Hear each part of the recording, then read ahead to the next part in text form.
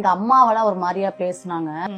இந்த மாதிரி இந்த புள்ள வந்துருச்சு இப்படி ஆயிடுச்சு அப்படின்னு பேசுனாங்க. ஏன்னா நமக்கு தான் தெரியும் நம்ம இருக்கிற இடத்துல நம்ம எவ்வளவு கஷ்டப்பட்டிருப்போம். ஏன்னா நமக்கு தெரியும், நம்மள பெத்தவங்களுக்கு தெரியும் நம்ம பொண்ணு இப்படி கஷ்டப்படுது அப்படின்னு. சுத்தி இருக்கவங்க எதுவுமே கமாண்ட் பண்ணாதீங்க. அவங்கவுங்க வாழ்க்கைய அவங்க வீட்லயும் 1008 பிரச்சனை இருக்கும். நமக்குள்ள வரக்கூடாது. ஏன்னா நம்ம எவ்வளவு கஷ்டப்பட்டிருப்போம் அப்படின்றது நமக்கு மட்டும் தான் தெரியும். நம்ம சொன்னா அவ அப்படிதான் அப்படின்ட்டு போயிருவாங்க. ஆனா நம்ம மனசாட்சிக்கு தான் தெரியும். பெண்கள் இந்த மாதிரி கஷ்டம்னு அதை தாங்கிட்டு இருக்க வேண்டிய அவசியமே கிடையாது. அப்ப சின்ன வயசு பயந்துட்டே இருப்பேன். என்ன பண்றதுன்னு தெரியலையே, நம்ம எப்படி தப்பிக்கிறது, இந்த மாதிரிலாம் நிறைய விஷயங்கள்ல நான் பயந்துட்டே இருந்திருக்கேன். என்னடா இவ்வளவுதான் இருக்கே, இப்படி டார்ச்சர் இருக்கே, அப்படி இப்படிலாம் நிறைய அனுபவிச்சிருக்கேன். அது எப்படி நம்ம தாண்டி வர்றது அப்படிலாம் யோசிச்சிருக்கேன். அப்புறம் கொஞ்சம் எனக்கும் 21 வயசு இப்படி ஆயிடுச்சு. அதுக்கப்புறம் ஒரு நாடத்துக்கு போக ஒரு தைரியம் வந்துருச்சு. சரி, இதுக்கப்புறம் நம்ம என்ன முடிவு எடுக்கிறோமோ அது மாதிரி நடந்துக்குவோம் அப்படின்ட்டு அதுக்கப்புறம் தான் நான் கிளம்பி போயிட்டேன். போயிட்டு அதுக்கப்புறம் நான் யாரு பேசணும் நான் கண்டுக்கவே இல்லை. நான் பாட்டுக்கு நாடத்துக்கு போனேன், நான் இருந்தேன். அப்புறம் இவர் வந்தாரு. ஒரு பயம் இருந்துச்சு. ஏன்னா நமக்கு திரும்ப ஏதாவது டார்ச்சல் இப்படி ஏதாவது இருக்குமோ, இப்படி வேற சுத்திட்டே இருக்கானே மனுஷன் அப்படிலாம் ஒத்துக்கவே இல்லை. இவரெல்லாம் புதுக்கோட்டைக்கு என்னை பார்க்க வந்தாருன்னா என்னை பார்க்காம போக மாட்டாரு. பஸ் ஸ்டாண்ட்ல 2 நாள் 3 நாள்லாம் உட்கார்ந்து இருந்திருக்காரு. போக மாட்டேன், பஸ் ஸ்டாண்ட விட்டு போக மாட்டேன். அங்கேயே தூங்கிட்டு அங்கேயே குளிச்சுட்டு அங்கேயே உட்காந்துருப்பாரு. அப்புறம் சரி பாவன்ட்டு அவரை பேசி இப்ப 20 ரூபா காசு இல்லாமலாம் நாங்க 2 பேரும் மாசமா இருக்கோம். இவரு வேலைக்கு போக முடியல. நான் மயக்க மட்டும் விழுகிறதுனால இவரு வேலைக்கு போக முடியல, நானும் நாடகத்துக்கு போக முடியல. எங்களுக்கு யாருமே எங்க மாமியார் பேச மாட்டாங்க. எங்க வீட்லயும் ஏதோ சின்ன சண்டை வந்துருச்சு, அவங்களும் பேசல. 20 ரூபா காசுல அந்த ஹாஸ்பிட்டல்ல வேலை பார்த்த பொண்ணுங்க 20 ரூபா கொடுத்து எங்களுக்கு சாப்பாடு வாங்கி, ஏதோ கேசரி ஆசைப்பட்டேன் சாப்பிடணும்ட்டு. அதுக்கப்புறம் ரேஷன் அரிசி எல்லாம் கொண்டு வந்து கொடுத்தாங்க. அந்த ஹாஸ்பிட்டல்ல ஒர்க் பண்ண பொண்ணுங்க எல்லாம் அதெல்லாம் சமைச்சு சாப்பிட்டாங்க. ரொம்ப கஷ்டப்பட்டோம். அப்புறம் பானுன்னு சொல்லி அவதான் அவ எல்லாமே ஃபுல் சப்போர்ட். எனக்கு எந்நேரம் சமைச்சு கொடுக்கறது, நான் ஆசைப்பட்டதை வாங்கி கொடுக்குறது. இன்ன வரைக்கும் 15 வருஷம் பிறந்து இப்ப மாசமா இருக்கிறது இன்ன வரைக்கும் அவன் எனக்கு ஃப்ரெண்டு. ரொம்ப ஃபீல் பண்ணி அழுதுருக்கேன். இப்படி என்னடா நம்ம எதாவது யோசிச்சு நம்ம கொண்டு வந்தோம், இந்த மாதிரி ஆயிடுச்சு அப்படின்னு நினைச்சிட்டு ரொம்ப ஃபீல் பண்ணிருக்கேன். ஆனா எந்த அளவுக்கு ஃபீல் பண்ணனோ அது அப்படியே டோட்டலா அப்படியே மாறிச்சு. ரொம்ப கஷ்டம். அப்பெல்லாம் நான் என்ன பண்ணுவேன்னா மயங்கி விழுந்துருவேன். அந்த டயத்துல எல்லாம் ரொம்ப கஷ்டப்படுவார். வேலைக்கு போயிடுவாரு. இவர் என்ன பண்ணுவாரு, என் பெரிய பையன்ட்ட போன் நம்பர் எழுதி கொடுத்துட்டு போவாரு. அவ 1 ரூபா காயின் தான். நான் மயங்கி விழுந்துருவேன். அப்போ என்ன பண்ணுவேன், அவ போய் போன் பண்ணிட்டு அப்பா வா அம்மா மயங்கி விழுந்துருச்சு, எங்கேயோ இருந்தோ ஓடியாந்து ஆஸ்பத்திரி கூட்டிட்டு போவாரு.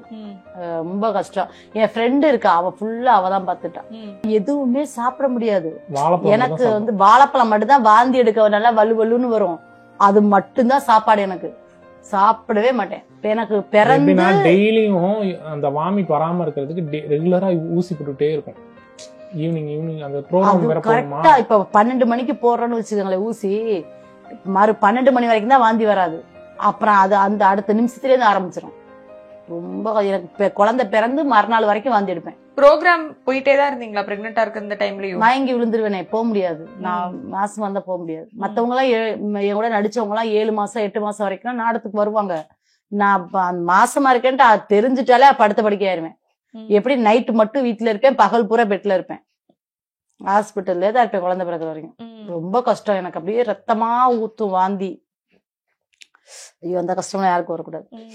ஆமா, வாடகை கொடுக்க முடியாது. அது 20 ரூபாய் காசே இல்லை, எப்படி வாடகை கொடுக்க முடியும்?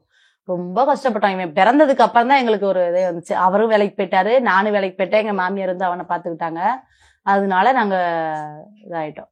அப்பல இருந்து அந்த பண பிரச்சனை, சாப்பாடு பிரச்சனை இல்லாம போயிடுச்சு. அப்படியே கொஞ்சம் கொஞ்சமா அப்புறம் வீடு வாங்கணும், அப்புறம் இடம் வாங்கணும். அப்படியே கொஞ்சம் கொஞ்சமா காதலை நோக்கி போனது ஒரு இவங்களுக்கு ஒரு பிரச்சனை. அந்த பிரச்சனைனாலதான் அவங்கள பாக்குற மாதிரி இருந்தது. அதுல இருந்துதான் ஸ்டார்டிங் ஆச்சு. ஒரு ப்ராப்ளத்துல இருந்தாங்க. அந்த ப்ராப்ளத்துல இருந்து சால்வ் பண்ணி வெளில கொண்டு வந்து இவங்க வீட்டுல விட்டாச்சு. விட்டதுக்கப்புறம் அதுக்கப்புறம் எனக்கு மனசு ஒரு மாதிரியா இருந்தது. என்ன பண்றாங்க அப்படின்ட்டு நம்ம கேட்போம், அப்படி பேசுவோம் அப்படின்ட்டு அப்படியே பேசுனது. கடைசியில அது காதலா போய் முடிஞ்சது. ஒரு 1 வருஷம் வரைக்கும் ஒத்துக்கல. அவங்க வேணாம், அதெல்லாம் பண்ண வேண்டாம் அப்படின்னு தான் சொன்னாங்க. நான் விடலை. போன் பண்ணி எப்படி பேசுவாரு தெரியுமா? ஏங்க எனக்கு பொண்ணு பார்க்கணும், ஏதாவது அங்க பொண்ணு இருந்தா சொல்லுங்க. எப்படின்னா, அதாவது யாரும் ஆதரவு இல்லாம இந்த மாதிரி அப்படி பேசி இது பண்றாரு. அப்படி பொண்ணு தாங்க வேணும். நான் ஏங்க அப்படி பொண்ணு கேட்க முடியாதுல்ல. நீங்க உங்களை லவ் பண்றேன்னு சொல்ல முடியாது டக்குன்னு எடுத்தோன்னே. அதனால சரி எடுத்து கொஞ்சம் கொஞ்சமா ஆரம்பிப்போம்ட்டு ஆரம்பிச்சேன். அவங்க புரிஞ்சுக்கிட்டாங்க, ஆஹா தம்பி எங்கேயோ அடி போடுறாரு அப்படின்ட்டு புரிஞ்சுக்கிட்டு சரியா பேசவே இல்லை. இல்லைங்க அப்படிலாம் இல்லைங்கன்ட்டு என் ஃபோன் வந்தாலும் அவாய்ட் பண்ண ஆரம்பிச்சாங்க. என்னடா ஃபோனையும் எடுக்க மாட்டாங்க, பண்ண மாட்டாங்கன்ட்டு பார்த்துட்டு அதுக்கப்புறம் அவங்க வீட்டில் இருக்கவங்களுக்குலாம் கொஞ்சம் க்ளோஸ் ஆகிட்டாம அதுக்கப்புறம் அவங்கள்ட்ட பேசிடலான்ட்டு அவங்க தம்பி அவங்க அம்மா இப்படி வரிசையா கொஞ்சம் கொஞ்சமா அப்படி பேசி இப்படி பழகிடுச்சு. ஃபர்ஸ்ட் டைம் ஒரு கோயில் திருவிழால தான் அங்கதான் ஃபர்ஸ்ட் பார்த்தது. புடவையில தான் பார்த்தேன் முத சுடிதார்ல எல்லாம் பார்க்கல, புடவையில தான் முத பார்த்தேன்.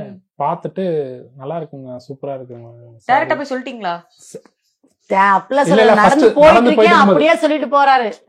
கூப்பிட்டு சொல்லல, சொல்லிட்டு அப்படியே நடந்துட்டு அப்படியே பஸ் போயிட்டாரு, நிக்கவே இல்ல. ஏங்க உங்களுக்கு புடவை ரொம்ப அழகா இருக்குங்க அப்படின்னு சொல்லிட்டு போயிட்டாரு, அங்கேயே நிக்கல.